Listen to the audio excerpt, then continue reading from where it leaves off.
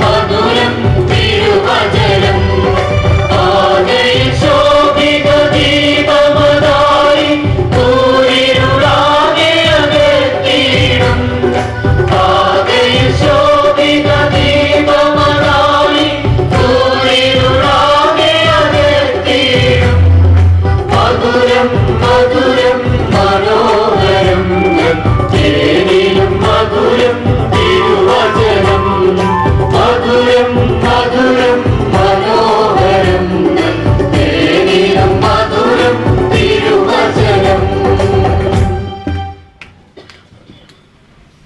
വിശുദ്ധ യോഹന്നാന്റെ സുവിശേഷം 3-ാം അധ്യായം 1 മുതൽ 8 വരെയുള്ള വാക്യങ്ങൾ.